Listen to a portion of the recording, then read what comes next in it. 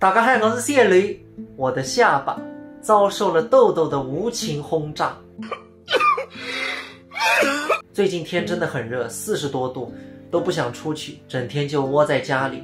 连我们家的 Happy 都不想出去。那大家肯定会问，镜子去哪里了？他去演出了。唉，每这种时候我都想和他分担一下，可惜演出方只要女的。现在给大家看一个有趣的东西，是我去新疆那次演出在飞机上买的。在飞机上买了一架飞机，一个春秋航空的飞机模型。我不知道大家坐飞机有没有遇到过在飞机上有推销的。那我本人是从来不买东西，这次去新疆，因为我觉得意义非凡，可能以后也很难有机会再去那里演出，所以我就买了一个纪念品。而且那空姐跟我说，像这种飞机模型啊，他们一般可能1个月都卖不掉1架。然后我就说，那我帮你们买了吧，完成你们的任务。现在到家快1个月了，我还没拆开来，现在拆开来给大家看看，大家看看做工怎么样，然后再猜猜价格。非常的期待，毕竟是第一次在飞机上买东西。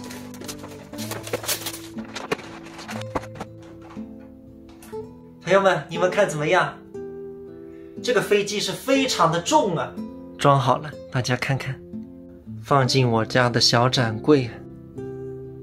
接下来揭晓价格，当时买的有点忘记了，但是应该没有超过100块，在90到100之间。至于值不值的话，我觉得这个就看个人喜不喜欢。然后接下来是今天的正事啊，晚上8点才开始，会有西交利物浦大学的一批学生和老师来采访我。之前我就跟大家说过，就我做自媒体这2、3年来，我这样的采访大学生、博士生、研究生可能有几十波了，这也是第一次有西交利物浦大学的学生来我家。其实西交大离这个平潭学校应该很近啊，就在后面。然后我就在想，怎么没有去平潭学校采访，因为那样更近。其实这里面的原因大家想一想也就清楚了，因为大学生嘛，他们很多为了毕业，为了写论文，他们还是学生，所以没有那么多的收入。那么如果你要去采访一些大咖的老师，一些国家级的演员，那么他们肯定是多多少少可能是要收费的。当然我的话都是免费接受采访，现在这样，以后也是这样。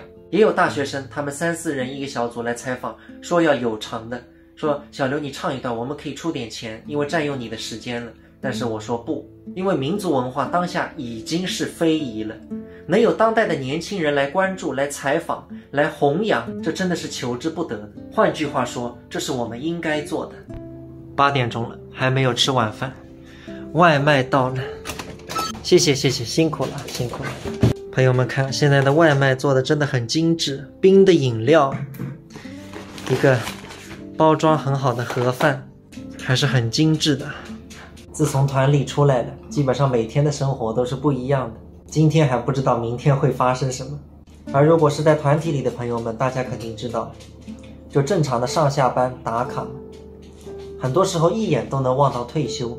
所以看我视频的学弟学妹们可要想清楚了，有能力的可以考虑出团自己做，不然出来了会饿肚子的。那综合下来说，还是留在团里好，毕竟是吃皇粮。你好，请进。我们换个鞋子吧，要不光脚也行。家里地方实在小，要把桌子移开才能布置场景。Maybe we can shoot inside. Yes. The distance too short. Later. 朋友们，采访结束了，现在已经10点多了，非常的成功，而且还有了新的进展和突破。我从来没有去过西交利物浦大学，但是他们邀请我去，下次去学校里做访谈和拍摄，还要做一个报告。但是他们学校很多都是就是听得懂英文的，所以还要帮我请个翻译。朋友们敬请期待，改造视频再带给大家，朋友们再会。